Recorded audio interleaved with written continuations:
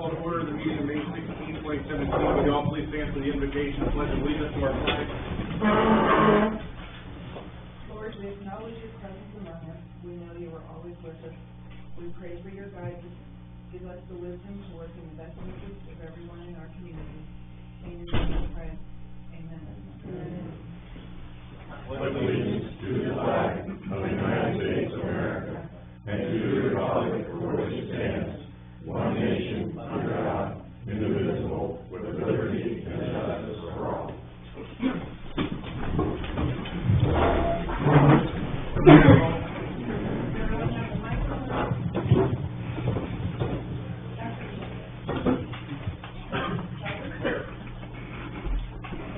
Here.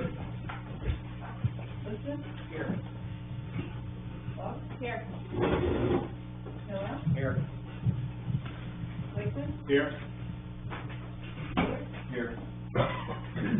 Latham? Here.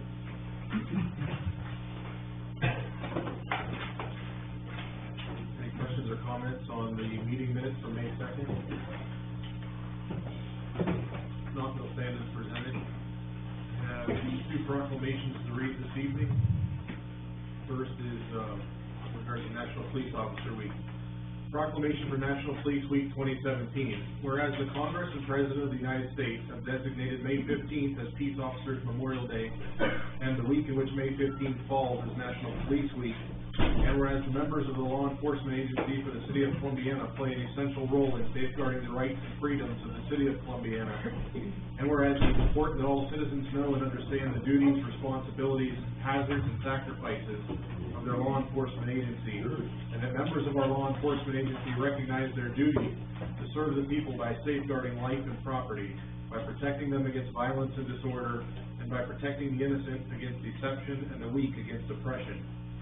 And whereas the men and women of the law enforcement agency of the City of Columbiana unceasingly provide a vital public service, now therefore I, Brian Blakeman, Mayor of the City of Columbiana, by the authority vested in me, do hereby proclaim the week of May 15th through 21st, 2017 as Police Week, with appropriate ceremonies and observances in which all of our people may join in commemorating law enforcement officers, past and present, who by their faithful and loyal devotion to their responsibilities have rendered a dedicated service to their communities, and in doing so have established for themselves an enviable and enduring reputation for preserving the rights and security of all citizens.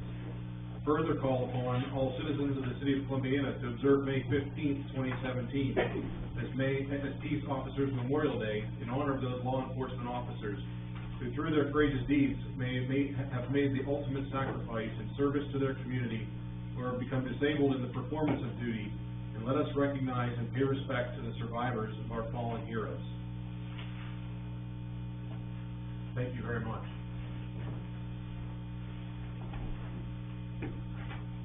Proclamation. Whereas Alexis Janelle Krosky was born May 19th, 1998, weighing in at 2 pounds 6 ounces and 13 3/4 inches tall.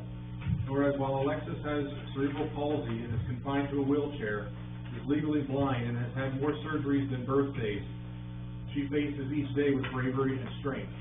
And whereas Alexis can be described as being smart, tough, brave, beautiful, loving, caring, fun, and determined, as well as a friend to many. And whereas Alexis is very happy and always smiling. Whereas she is a varsity cheerleader and has cheered since she was 5 years old. And whereas Alexis is a student ambassador for her school and stands up against bullying. And whereas she is an ambassador to the group IR4, where she encourages and cheers on runners to be strong and brave. And whereas Alexis is in the PEP Club and many other organizations for her school. Whereas she loves to read and study and will be graduating with honors from the National Honor Society on Sunday, May 21st, 2017. And whereas Alexis doesn't care if she always wins, she is just happy so long as she finishes her task. Now therefore I, Brian Blakeman, Mayor of the City of Columbiana, by the authority vested in me, do hereby proclaim May 19th, 2017 to be Alexis Krosky Day, extending my personal congratulations and also those of the City Council and City officials on the celebration of her 19th birthday. And I further urge all of our citizens to take a lesson from this bright, tenacious young woman and to be inspired by how Alexis leads her life. She embodies what we all should strive to be.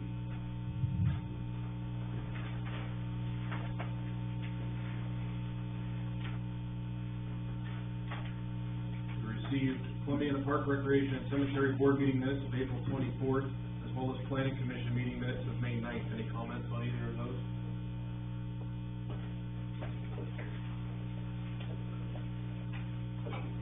Chief, did you want to make a comment? Yes, sir, I do. Want to take an opportunity during Police Memorial Week. This week is about remembering those who have fallen and lost their lives in service to their community. I think it's important that we never forget that, and that we recognize it, not just this week, but every week. We want to take this opportunity to look beyond that and to recognize some of the living. Some of the people are here right now, and you'll see a few of them in the back here. I'll say that for some of our officers, right now it's the middle of the night, so we don't expect them to get up out of bed and come in. I've had a couple of them call me. One has a sports banquet for a child, the other one has a sick child. One of them is off sick with a doctor's excuse, and some of them aren't here, but I want to take a minute just on each of them, just to indulge me. I know it drags out the meeting a little bit, but I think it's important.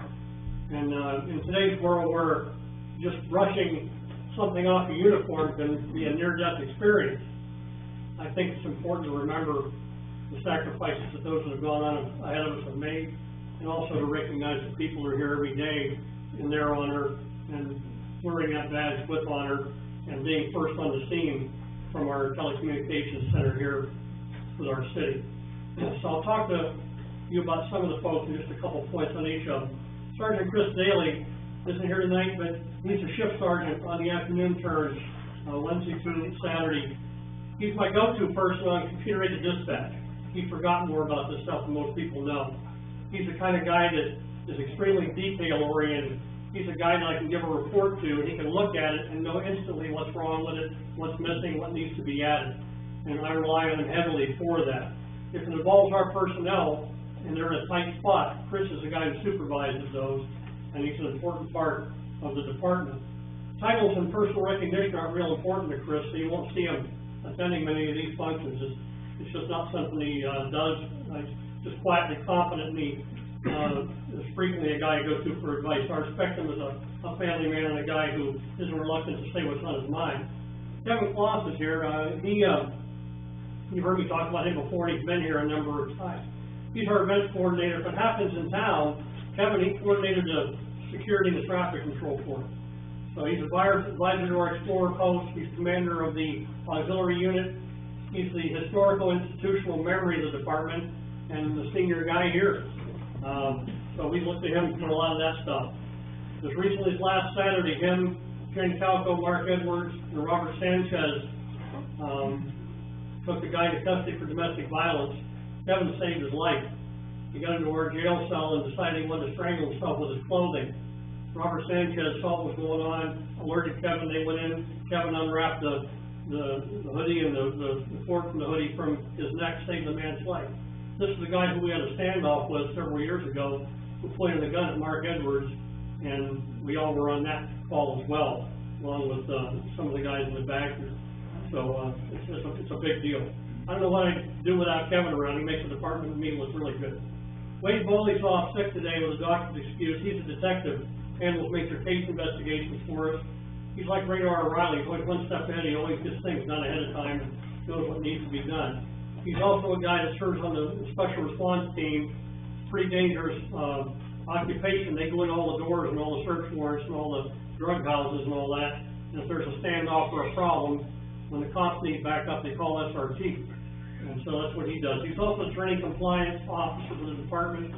He's a medical legal death investigator certified by a national organization. He's our DARE officer, and we have one of the original DARE programs in the state of Ohio, here in Columbiana. He also coordinated a capture along with Robert Sanchez last month of a dangerous fugitive on the run from Virginia. And him and Sanchez also tackled a guy who was trying to run in front of a moving train to kill himself. These guys were real close to the tracks and risked their life to save another one, and they got that done. And Mark Edwards has a sick child. He's not here tonight, but he's one of our senior guys. He's a field training officer. If you've been here since I've been here, Mark trained you. So Mark, if you look at the quality of the people we got, what he's done to make them, the level that they operate is really impressive. He's also my evidence officer, handles the evidence in the evidence room. He's widely respected for his ability to handle people and deal with people. Mark is the kind of guy that will do what he's got to do and make an arrest and take you down to jail, but also he will then try to help you with your problem, even though he's had to do his job. He's just that kind of guy. He's a man of principle, and I respect that a great deal. Rick Whitfield is here tonight. You know, if it's going on, Rick probably got involved in it somewhere. He's a certified master investigator, certified by the state to do major case investigations. He's the lead CIT instructor and coordinator for the county. He preaches de-escalation, trying to get something done without having to fight. But I can tell you that he will and he can fight. And he's not afraid to do that. He's very adept at complex investigations. I've been with him on a number of tough calls, and he's unafraid to go hands-on, even though he'd rather de-escalate. I like his ability to adapt to situations and his willingness to do whatever needs done. Takes a lot of courage. Bill Myers has a sports banquet tonight for one of his kids, and he can't be here, but he's been here a long time. Was part-time for a lot of years.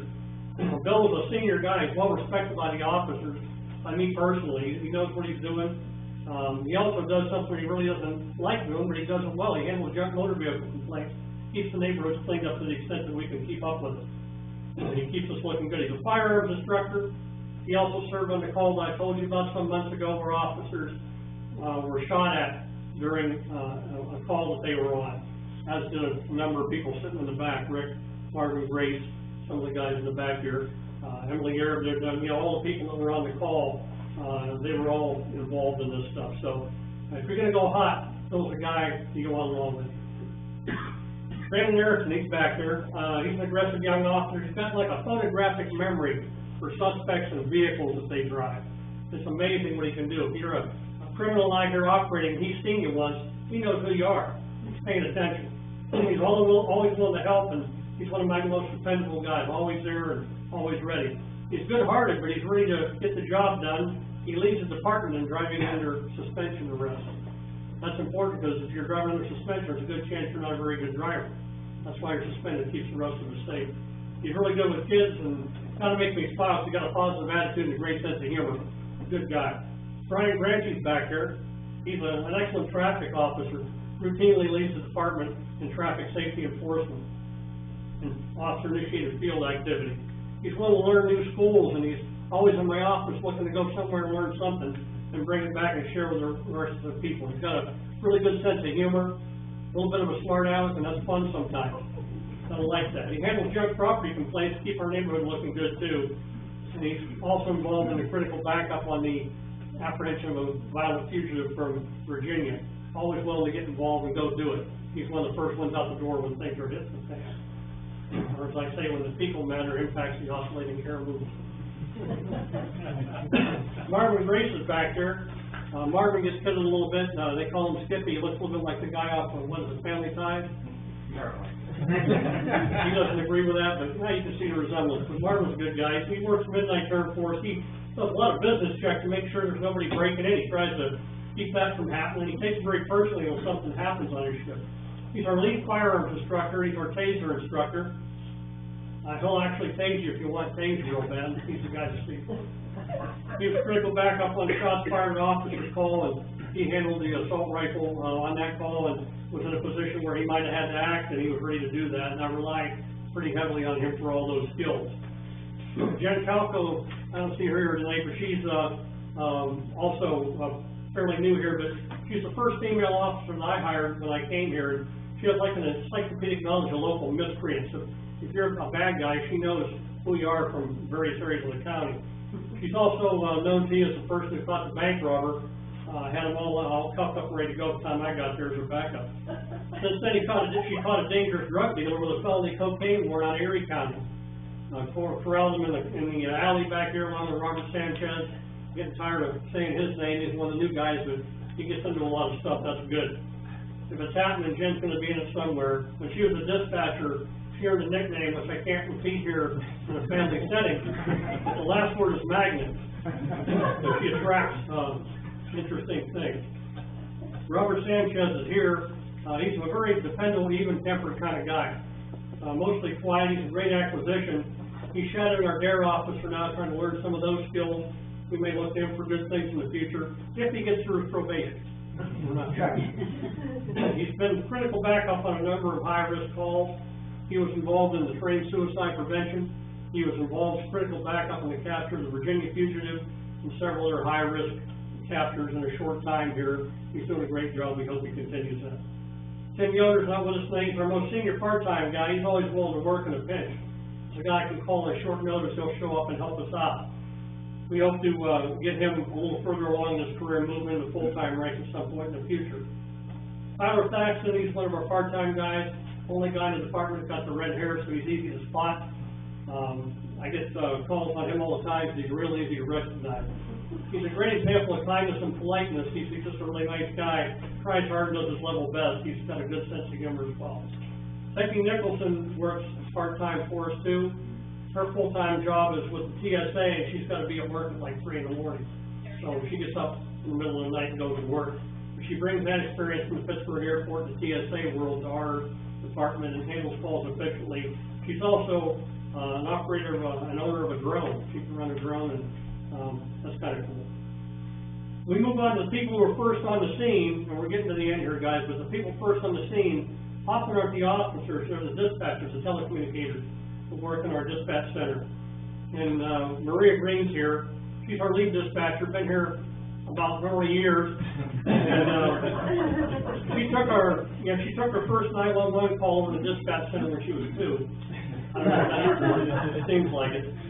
She handles a busy day shift and she coordinates the schedule for dispatching. And she's also the mayor's court clerk. And she recently earned telecommunicator certification from APCO, and that raises the bar of quality in our dispatch center. She's pretty well known for a wicked and completely inappropriate sense of humor, and her incisive wit. When I first came here, she was one of the first people I met. She held out her hand like this, I held mine out, she put a ball of twine in my hand, loose pieces of twine, and I looked at it, and she looked at me and said, well, somebody's going to show you the ropes, and she walked. She's also famous for having some of the younger officers. I'll be sitting in my office doing something, and they'll come walking in with that look on their face, that old crap look, and I'll look at them, what? And she'll call them in and say, he wants to see you right away. And they come in, that's one of her favorite tricks. Deborah Howell's one of our dispatchers. She's over there working right now. Can't be in here because she's going to be over there.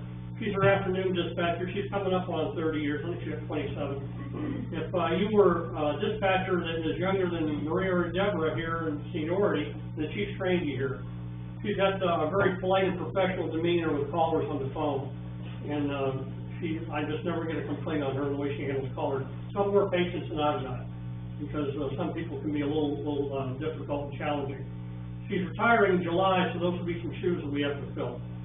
Then we got the young guns. We got Emily here. She's back here. She's our midnight turn dispatcher. A lot of bizarre stuff happens on midnight turn. And if you ever listen to her on the radio, she handles it calmly and professionally. I don't care what is going on. She just is able to do this thing and do 5 things at once. She comes from a law enforcement family. She's our leads terminal agency coordinator and runs our leads program, keeps us in compliance with all the arcane rules that the state has. She's our computer-aided dispatch system trainer and our lead on that. She's handled some of our most stressful and difficult calls, shots fired at officers, to suicides, to you name it, and she's handled it. So she's only been here a while, but she's excellent acquisition, and I look for a lot of really great things from her. At 8 o'clock in the morning, after she's been here all night, I come in and ask her a bunch of questions. She always gives me the answers and doesn't snarl much, and that's a pretty good quality to have after you've been there all night and had all that stuff happen to you. Anna Haramico isn't here with us tonight. She's just out of high school, but she's high speed. She's pretty good, very confident dispatcher. Got a really sunny disposition. She's a nice person. She's going to take our civil service exam. We're looking for good things from her. She's in dispatcher certification training this week as well. Jordan Bradley, he's one of our part-time dispatchers as well. He's a high-speed guy, excellent dispatcher. He still comes out as an auxiliary with our auxiliary unit. He's in APCO training this week. And last but not least, we got Nathan Bachman. He's another one of the young guns. He's very competent. He can fill in for us with no problem. He's taken the APCO class. He also works at the Muni course, so he brings that experience to us as well. I don't know what to say other than you got a really high quality group of people here. And I'm proud of them. It's a pleasure to work with these folks, and you can be very proud of the investment you have and what they bring to the table as officers and dispatchers in this department. I wish them all a long career and safety during this week, and remember those who have fallen. These people are well trained, they know what they're doing, and I rely on them every day. It makes me sleep a lot better at night. A general once said that the hardest thing he does is sending good men and women into harm's way. That's how I feel about these guys. Thanks for that.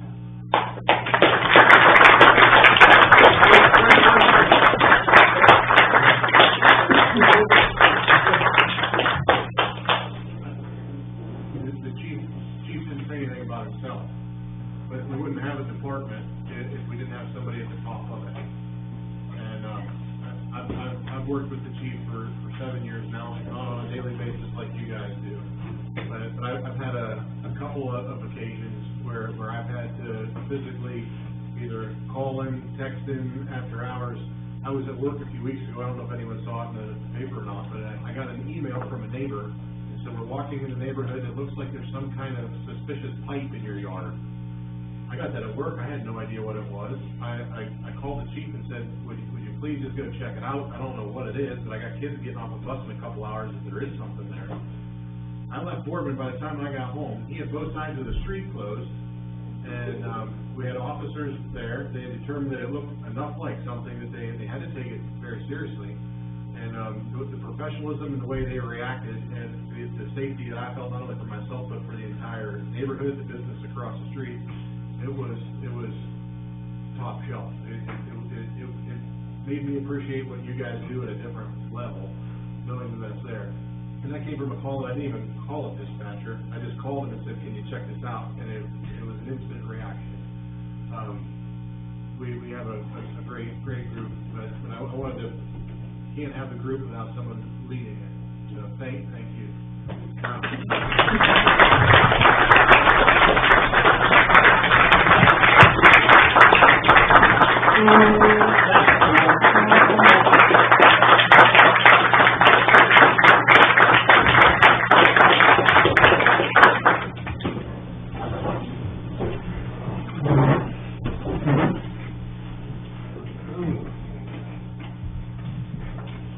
Does anyone have anything that they would like to address council on this evening?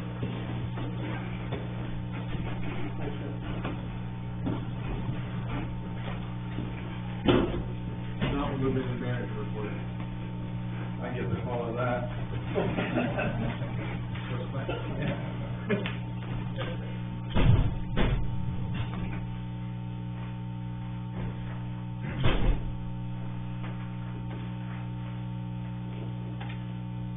Jesse and I attended a open house for ODOT District 11 office that's down in New Philly. It was an open house. We spent a couple hours there to get to know the people on the projects coming up. City information guide, the first print is in your packet. So if you have any major comments, let me know. If you don't have any major comments, I'll probably end up handing them out to the chamber and we'll see how that goes, and then I'll have August given to some area businesses and landlords.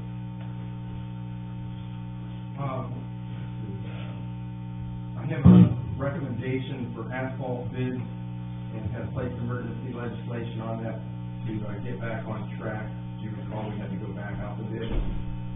I also include recommendations for fuel bids, line bids, and legislation. That's just regular, that's not to be read as emergency. Now the keys back in here, I'll be happy to report. I received confirmation today of some really exciting news that kind of indicated a few of you about it, but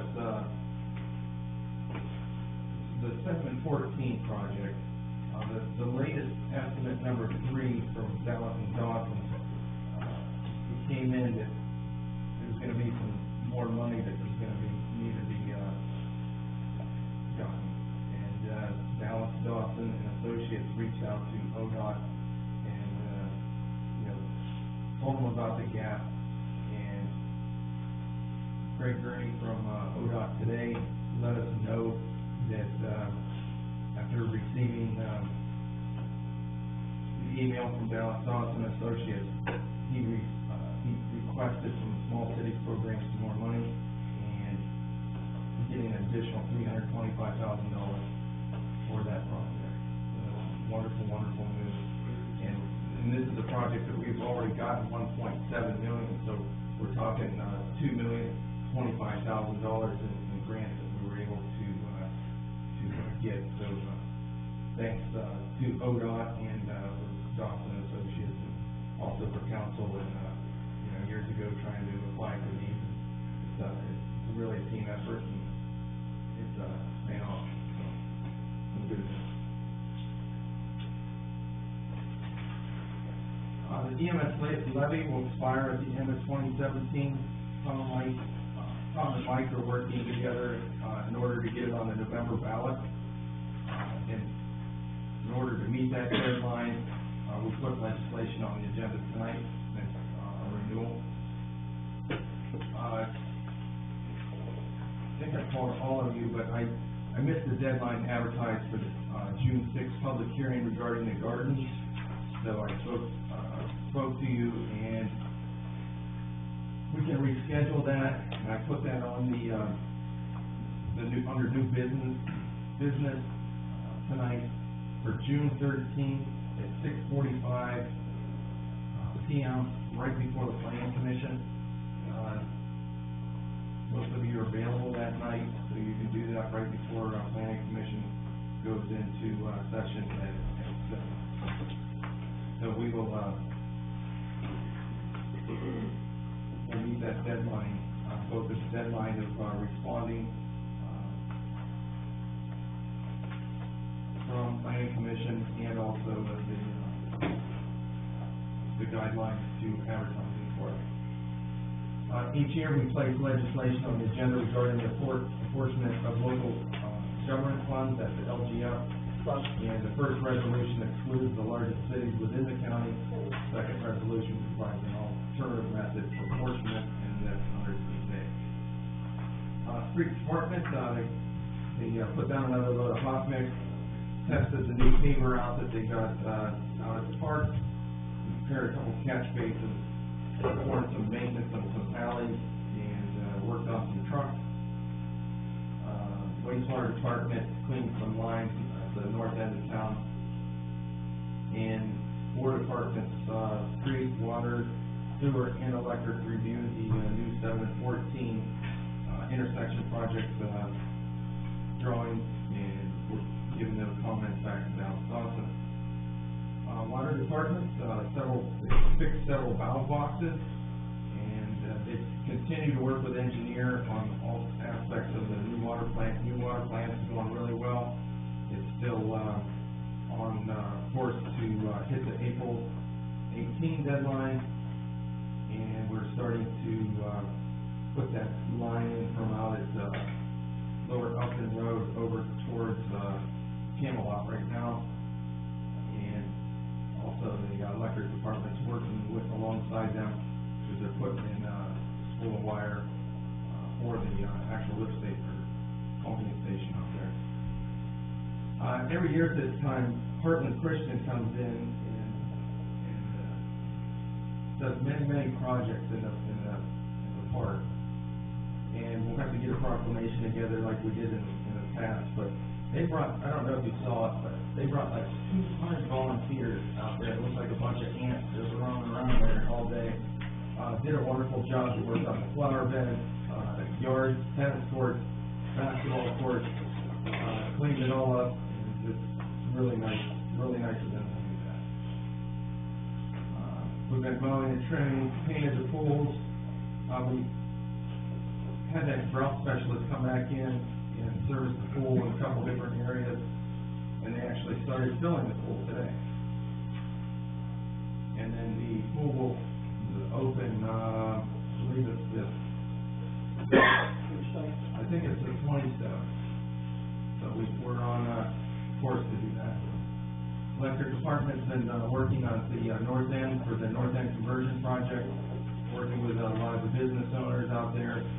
We're having planned outages daily, and they're all being being, contacted prior to, and hopefully we're done by,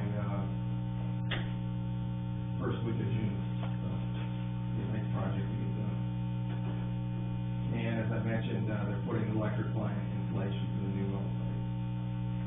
That's all I've got, Ron. So I received the bill list for May 16th. Any comments or questions on that? There is no old business, so we'll move right into new business. Due to the length of the ordinances, can I have a motion to read them by title only as well as read B and H as an emergency? Second. Ian?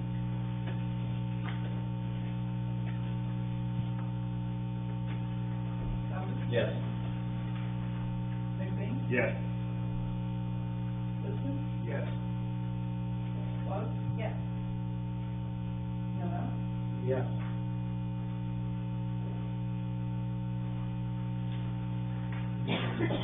Motion to reset the previously scheduled public hearing on June 6, 2017 at 7:15 PM regarding amendment to section 1260.16 to June 13, 2017 at 6:45 PM, which will be the recessed regular meeting of June 6, 2017. So moved. Second. Any comments? Roll call? McBain? Yes. Liston? Yes. Clark? Yes. Noel? Yes. Howard? Ordinance number 17-0-2920, emergency. The emergency ordinance authorizing the city manager to enter into a contract with Dunbar Asphalt Products, 3766 Newcastle Road, West Middlesex, PA 16159, for the purchase of asphalt. So moved. Any comments? Yeah.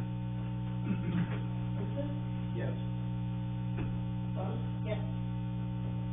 Noel? Yes. Howard? Yes. McBain? Yes.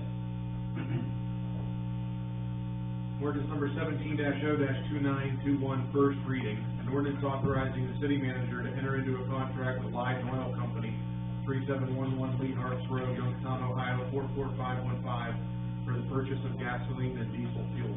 So moved. Second. Any comments? Roll call? Clark? Yes.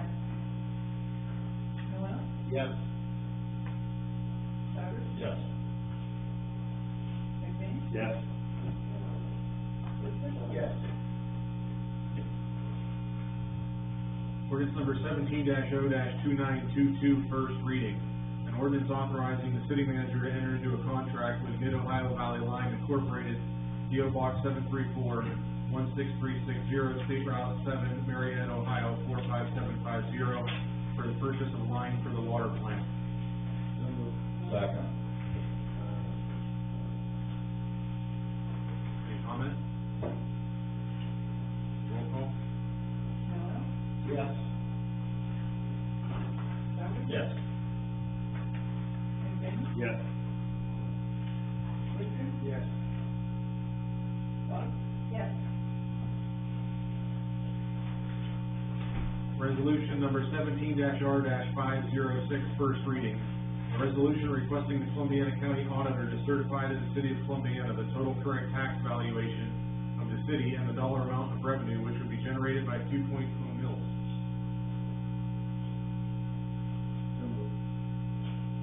Second. Any comment? Is that an ongoing? There'll be a renewal for, Right. 5 years. It'll be for 5 years. What was the last one for? 5 years on site.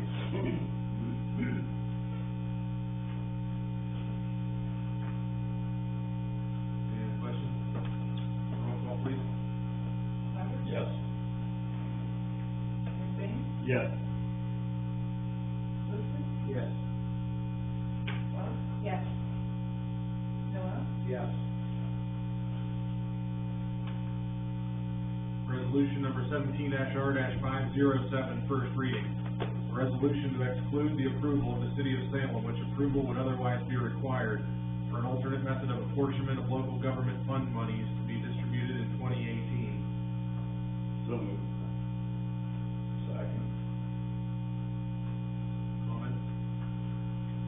Explain that, just very quickly. Why is Salem involved? So this, city of Salem, it has the largest population in the county. And years ago, the apportionment went by the largest city, really looked at, that they were able to determine how it was going to be split up. And the rest of the county voted to provide alternate method. And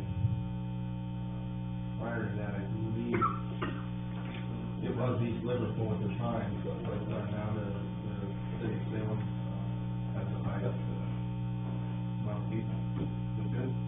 Yeah, I'm gonna defer to Dan because I think he had something to do with the original. We have, all the cities and villages do this, it's required every year, it's done for, I can't remember the time I get here with this. To maintain the equanimity of the, it's annual process. It's basically just the disbursement of the local funds that are given to the county. Based on, I just wasn't sure what Population. I think it was 2 years ago, 3 years ago, it switched from East Liverpool. It used to be Liverpool. The last one. It had something to do with it. I think it was 2 or 3 years ago. Any other comments?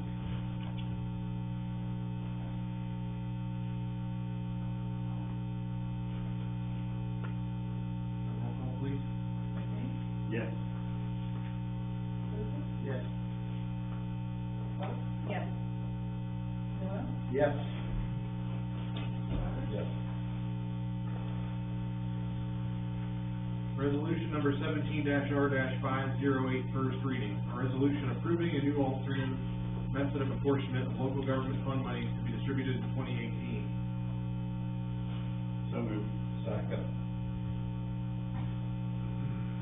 Deanne? Wilson? Yes.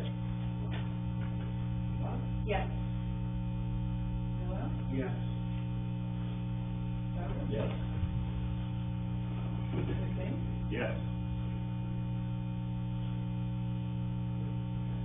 Ordinance number 17-O-2923, emergency. The emergency ordinance authorizing the decision of the city manager to terminate the contract with Craig Edwards Suzanne Incorporated, which contract is authorized by the council of the city of Columbiana pursuant to city ordinance number 16-O-2877. Second. Why?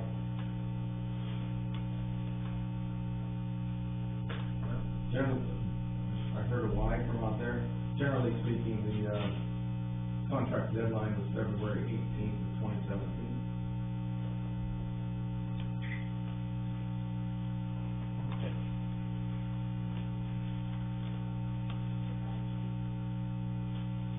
Any other comments? Roll call. Fox? Yes. Miller? Yes. Sauber? Yes. McBain? Yes. Wilson? Yes.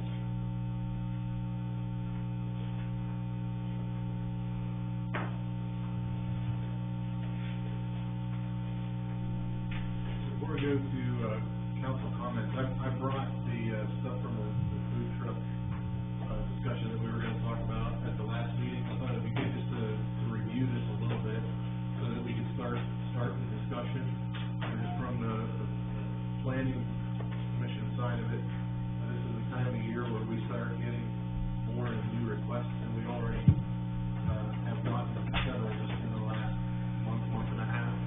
So it's something that we really need to take a look at, formalizing.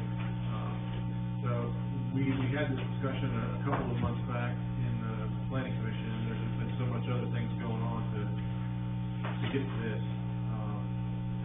But meeting with the planning commission, I had gone on and looked at a couple of different cities that, have food vending, ordinances as it relates to trucks and carts and things of that nature. And, I thought Columbus did a pretty good job of describing what each type of, different truck there was, from refrigerated ice cream trucks to mobile hot dog stands and everything in between. So you'll see in your packet from a couple weeks ago, they're all broken down with what they are. There's push carts in here. As of yet, the planning commission has not allowed any type of push carts. The only thing that we are allowed are formal mobile, trucks, that can take away their water, provide their own gas and electric and things of that nature. But we need to have a conversation at the council level to determine, what of these types of trucks should, if any, should be, allowed. If we want to define all of these, how do you want to go about it? Because each one, could be regulated in different ways. Some have water, some don't. Some have, wastewater producing, some don't. We need to have a discussion at some point on what type of vehicles, or parts we want to allow. And at the, same time, I made a recommendation, to the planning commission that we come up with a fee structure for permitting of these, in a couple of different ways. Obviously, this is just a recommendation for discussion. But it's been discussed that food trucks aren't paying the same type of city taxes and property taxes, and it creates an unfair advantage. So, I reached out to a couple of the food truck vendors that are working within the city, trying to get an idea of potential income that a food truck may create income-wise, and tried to establish, I've done all in Columbiana, traveled around, so I came up with a couple of different ways of going about it. You can permit on a single day usage at like $25 a day if somebody just wants to come in and set up, in one of the predetermined locations that we would allow. Also, we get a lot of people that just want to open up for a season. They want to come in the spring and close shop in the fall. So I thought doing something like that, a $300 permit would be the equivalent income tax wise of about 1% on a $30,000 income that may be generated over a summer operating a food stand. And last recommendation is a $500 annual license. Gives an incentive to go instead of $300 for a half to do the whole year. You're saving $100 if you were going to operate anyway. And at the same time, I look at it the same as recapturing potential income of 1% tax on a $50,000 income. So that's my reasoning for those recommendations. Again, they are just that. The reason for this discussion is for you guys to chalk up, hash it, do whatever you want with it. But that should be established in some way, shape, or form, because on a daily basis we have food trucks operating. The city is not receiving anything from that currently. We need to discuss hours of when the trucks can operate. Right now, as a rule, we've been granting specific locations. They bring forth a piece of property with the dimensions on it, where they want to be, how many spots there are, the sizes of it compared to their trucks, and then we either authorize one or several. We don't have anything right now except on a case-by-case basis of how long they can operate, how late they can be open, and that kind of stuff. So the ordinance should include hours. Planning Commission made the recommendation from 9 a.m. until dusk. So I believe personally that the dusk recommendation may be prohibitive. If you have Friday, Saturday night, you got people down Main Street and they're out walking around, they want to do it later. Just an idea. We should discuss how many food trucks we want to allow total. If we want to regulate that, if we want to say we'll give out up to 10 permits a year, 20, not unlimited, whatever that may be. The way some of these cities do it, they have, depending on location, they have different quantities of food truck permits for different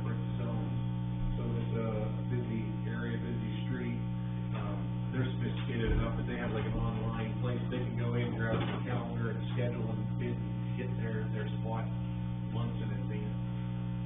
I don't think we need to go to that level, but we need to determine if we want 100 food trucks in town, or if we want to cap it at X number in a given season. So, there's several more things on here, but these are the kinds of food for thought, no pun intended, to get into this. Right now, we're not allowing, food trucks on, public streets without express permission from council. We need to ensure that the new ordinance would have that, so that we don't have food trucks just taking up or parking spaces on Main Street or anywhere else. Right now, they're all on, private property. And I can give you an example. We had someone last Tuesday night, they wanted to bring a ice cream stand and put it at the, gas station at the Y there by 7th Street, and they submitted it with the idea that they could put the truck on both sides of the gas station. Planning Commission felt that the side facing 7th Street, where the church would be emptying, would create additional traffic burden. So we authorized them to have a spot on the west side of the station, but not on the east. Those are the kind of things right now that we're looking at. So now we have that spot there. We don't authorize it for which truck, we authorize it for a truck. So they could have theirs, they could have someone else's, but, so the way we've been doing it, that spot is now available to be used. So we need to determine whether we want to have preset spots like that. So there's quite a bit that goes into it. I spoke with, Wes Binns from the Columbiana County Health Department. He strongly advised that, the food vendor license permit that they have for the food truck, that we require it either be from, a test site from Columbiana County or Mahoney County, and not just anywhere within the state, because while they all fall into the same regulations, he suggested that some may do it at different levels than others, and that we know what we're getting with both of those, and he was comfortable with it. I don't think that, nor does Planning Commission, for that matter, that each time somebody comes, they need to come in front of the Planning Commission. Once we have this in place, they can come to August, and August could take the permit, know where they're gonna be, and be able to manage while they're operating.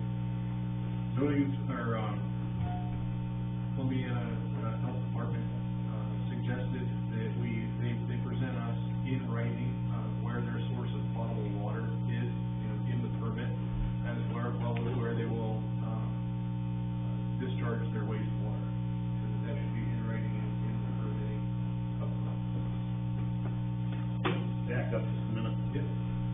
I know there's been a lot of stuff that's going on over the past year and a half that has been on food trucks. And, me right now, it's sort of, I don't have a vision for what Columbiana wants to do with these food trucks, if anything. I know we have some places that are already permitted. I know we have food trucks operating in town, like the ice cream park that's around. I don't know if it's you, Humor, or someone else, but, that's one that's mobile, running up and down the streets. Obviously, kids love it, it's okay. Columbiana Street Fair has food trucks going all the way down the street, or most of those are trailers, but there's no trucks. But, and I kind of look at what we're doing now, and it's almost like, well, are we saying we want to move to a direction like New York City, where people go and license a corner, and they set up a food truck or a cart or whatever, and sell food, soft drinks, whatever? I mean, that's a whole lot different than saying, gee, we think we want to allow someone to come in and have food trucks for special occasions. Bloomington, Indiana's one where they have during the summer they have a farmer's market, and they have food trucks and farm stands and all sorts of stuff like that in one location on one day of the week. And, that's another model that could be used. But right now, we just seem to be saying, gee, if someone comes in and says they want to have one, we're just going to let them. I kind of like the idea, like at Birdfish, where they come in and said, we don't have the room to put a kitchen in, we don't want to put a kitchen in, but we think having food associated with our business with health. When they don't have a food truck, the other local restaurants and everything have menus on their table to, ask to order things. Right now, I don't feel comfortable saying, gee, when anybody who comes in, or any number, we're gonna simply allow a whole bunch of food trucks to come in and where they're gonna sit. So I'd like to have that discussion first before we start deciding numbers and places and stuff like that, because I'm not comfortable with this point. I have an opinion about that. I think that if we had food trucks, it should be kept as like a special event. Because I feel like if we have them all the time, it's gonna take away from like that special feeling. Kinda like how we have the Canfield Fair, like everybody looks forward to that every year, and that's why it's such a big deal, because it only happens once a year. Kinda like the tree fair, it only happens once a year. So I feel like if we allow food trucks to be something that happens all the time, it's not gonna be like a special thing. I feel like that's something that we need to keep as a small town, like having like that small, like those little things every now and then, like that's kind of keeps Give you a them. different kind of example, I'm not referring to just Main Street. No, I understand it. Yeah, so right now, I mean, we have, and we do, by the way, tell people no, and the girl last Tuesday night was in the back row in tears. You scared her. So, we don't just say yes, but at the same time, they wouldn't be coming down here if there wasn't a draw for it. No, I agree with that, but I mean, like I said, you know, something like the gas station where they're saying, gee, we want to park an ice cream truck here. The family that owns the gas station was saying, we want our, I guess it was their daughter to operate a food truck in the summer. And that's something that they're looking at to enhance their business. The case with Birdfish, they're looking at the food trucks to enhance their existing approved business. The farm stand out on 714, I think there's a guy there that has something, and again, they're putting something there that they're hoping will draw people in to come to his food truck to pick up the pies or whatever he's selling, and at the same time go in and check out what's in the farm market to enhance his business. And I don't have a problem with that. I think that makes sense. I also don't have a problem with looking at something like, you know, our first Fridays or first weekends, whatever we're calling them now, and saying, gee, there's an advantage to putting some food trucks along the street, because it's something that helps draw people in, helps draw people to other businesses, things of that sort. But I think we have to get the model of what we want to do, what we're trying to accomplish by allowing this, before we started creating the rules and regulations. The freight truck that we had last year, you know, that was standalone. There was absolutely no reason for that to be there other than that's where they wanted to be. I mean, it wasn't enhancing any single business, it was actually competing with the other businesses around it. That was okay, a lot of people loved it. There were a lot of people who went out and bought stuff from it. I think she was here last weekend. I don't know. I wasn't here last weekend, so. You know, Friday night, I went running at like 9:30 at night up Main Street, and there was a food truck out, open for business. I know that is the most life I've seen on a Friday night in Main Street here in town in as long as I can remember. I'm not just talking about, oh, one of the restaurants is open and busy. I'm talking, there are people out on the street, they're sitting on the benches, going in and out of the different businesses that were open. The new winery must have had a sip of paint just let out, because everybody's coming out carrying things that they painted, and that's an atmosphere that I know I would like to see on a regular basis. And I know there's a lot of other people that have given me that feedback, so I do agree we need to come up with what we envision for our community and what the public input is on how often we want to see those. Every Friday night, great. Every single day of the week, maybe not so good. So it's a good valid point. Yeah, those are all things that's why it's in, an ordinance should include these types of things for you guys to discuss, because we didn't know what you'd want. It doesn't make sense to draft an ordinance to be thrown in the garbage. No, I agree with you. And I'm not sure this council knows what we want yet. Until we talk about it, how can we know? that's why I wanted to at least start the conversation, because if we don't, another year will go by, and, at some point, we've invested a lot of time talking about other things. This one is one that can have the same type of impact, only on a commercial basis, and changes the, food, entertainment, nightlife of, potentially of town. So I think it warrants at least as much discussion. Well, and I think we should highlight, that one of the reasons we're talking about this is when the other businesses in town said they weren't paying taxes, you know, we're getting to use these sites currently with no taxation, and we try to build some sort of mechanism in there to say to our existing community businesses, we're trying to make it fair to you. You're a brick and mortar store on the street, you're paying a number of taxes, so I hope you don't wait too long to do something. I would also add that, if the planning commission is now gonna take up the whole idea of, an entertainment district potentially, there's not nearly as much reason to do something like that if you don't have outdoor food to be walking to and whatnot. So all of it does kind of, You know, it meshes together. yeah. Mr. Mayor, I'd like to comment on the income tax, issue. These food trucks are treated as any other business, okay? They are subject to the 1% income tax of a business. The process hopefully is where they go through August, before they go to the planning commission, we know about it, we get their name, address, we send them, the income tax department sends them a business, application, and they are required to file a business return. Now, like a lot of landlords, I would assume that they're gonna have a loss on paper. You can't tax a loss. So, in that situation, yes, they are not paying any taxes, income taxes. However, we do treat them as a business. I didn't mean to say that we didn't, I just meant that it's very hard. No, I mean, I just wanna make that point. Now, and there's also a, what's called a 20-day withholding rule, for businesses that are like transient, such as roofers, plumbers, they're in here, less than 20 days a year. They do not pay any withholding tax, the employee doesn't pay any withholding tax until they go over that 20 days.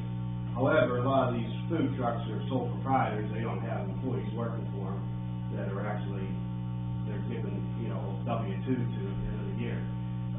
So it is a little difficult sometimes, but if we do know that they're coming to planning commission, then we can get the information, and we do send them a business application form.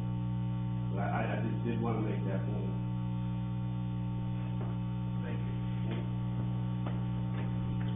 That's kind of my argument, you take a brick and mortar restaurant, they got 15, 20 employees, they're all paying 1% income tax. They're paying a real estate tax on their building. It makes it tough. You're also paying school tax. They're also paying school tax, yeah.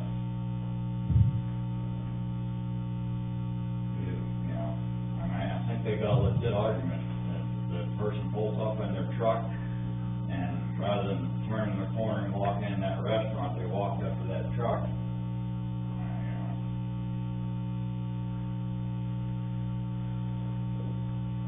I see both sides of it. I think if somebody's wanting something quick, it's a little bit different than a sit-down. I would think that if a sit-down restaurant is truly losing business because of a food truck, that they should maybe step up their game, or they wouldn't lose the business. If someone is wanting to have a sit-down meal, it's not gonna go to a food truck. So, maybe catering to a different crowd, but the tax side of it, and them investing in our community, I think, is way different. And I think that if a truck is not investing in the community, that's really kind of the only way to get something. It's a permit. Yeah. Right.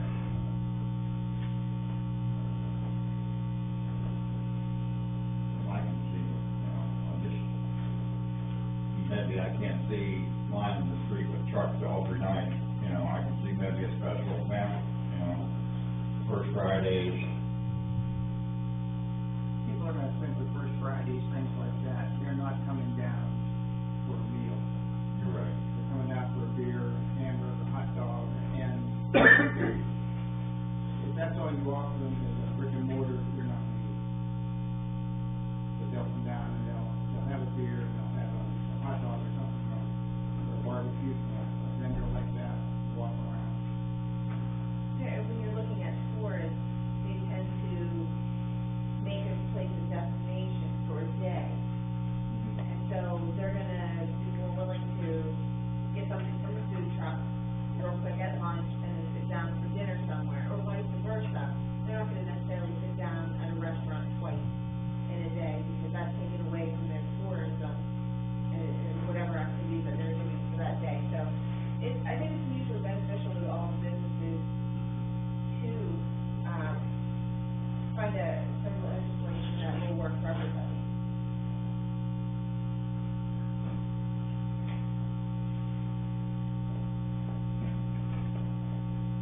Obviously not something we're gonna tackle tonight, but I just wanted to start the conversation. I think this is a good start, and maybe want to have another discussion on the next, agenda.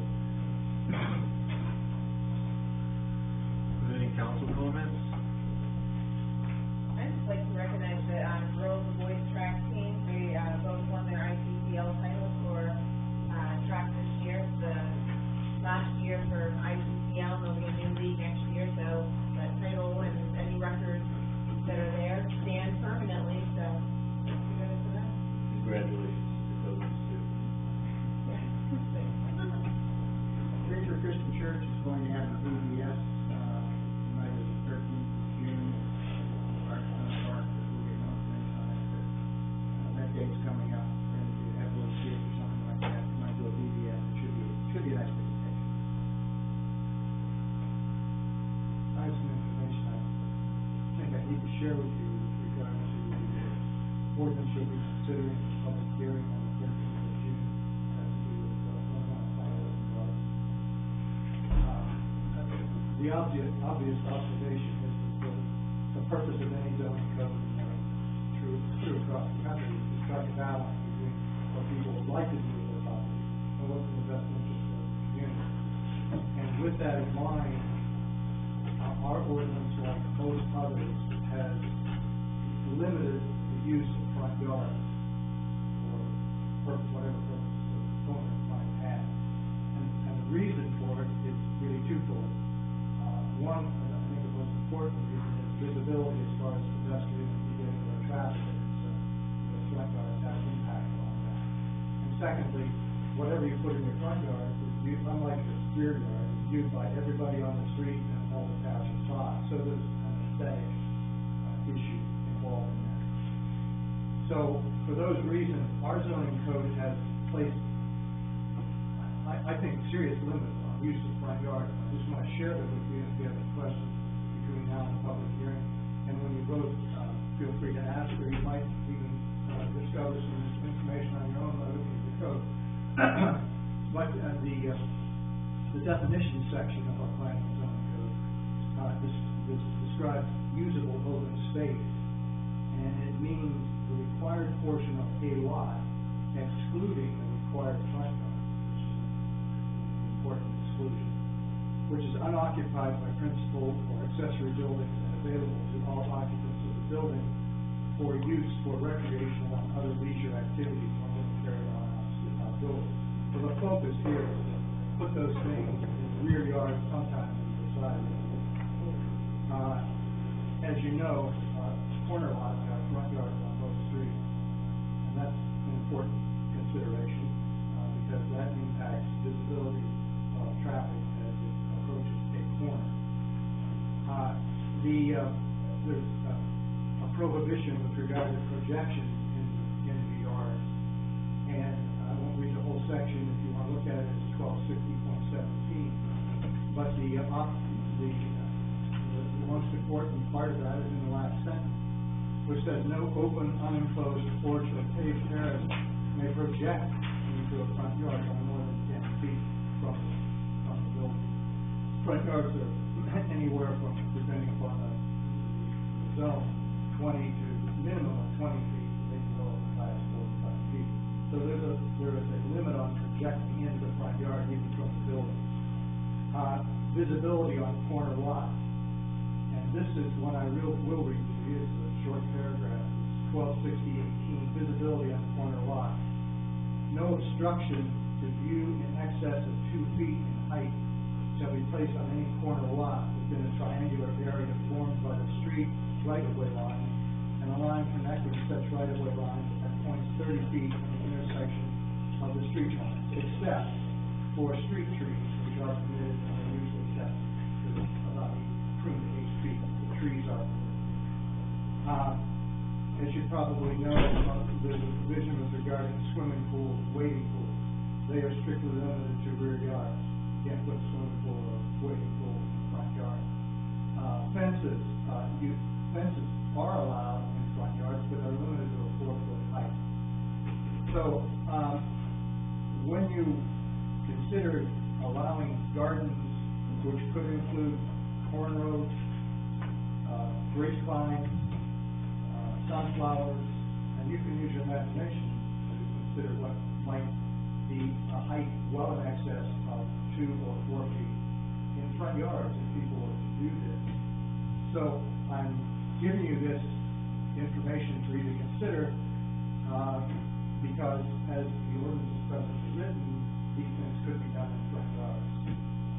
The reason for the inclusion of the limitation to the rear yard is based upon what I've just given you, plus additional information. So, food. Being that I was not able to be here at the last meeting, there are a couple of instances where I do know that front yard gardens do exist. If this legislation were to pass where it says that you cannot have it in the front yard, would we be making everybody that has a front yard garden eliminate them? Or would we be grandfathering them in? Because I know as it was written, I didn't see anything for grandfathering specifically, so how? Well, I'm not aware of any front yard gardens. I would assume that the general practice in most communities in which I live is gardens are in the rear of the house. That's generally the case. If there are such gardens at the present time, and if they are growing things like sunflower seeds or corn stalks or whatever, they're probably already in violation of the code. So you aren't creating anything by limiting gardens to, and what we're talking about are vegetable gardens, grapevines, and things that do exceed 2 to 4 feet in height. Ornamental plants, flowers, trees, that sort of thing can be planted anywhere. They always have, and that's no problem. That doesn't interfere with the grass. The things that you stated that are in the code related to blocking vision and things of that sort still apply. I mean, you can't go in and put in a hedge around the front of your yard that's 6 feet high and block corner vision and things like that. But I think this is probably a better conversation to have after we have a public hearing and we're discussing the ordinance. Oh, I don't intend for you to do anything tonight. I'm just giving you the information because at the last meeting, the ordinance was amended to remove a limitation, and it really wasn't discussed much. And it wasn't discussed in light of what the code presently said. That's why I'm giving you. No, I agree with you.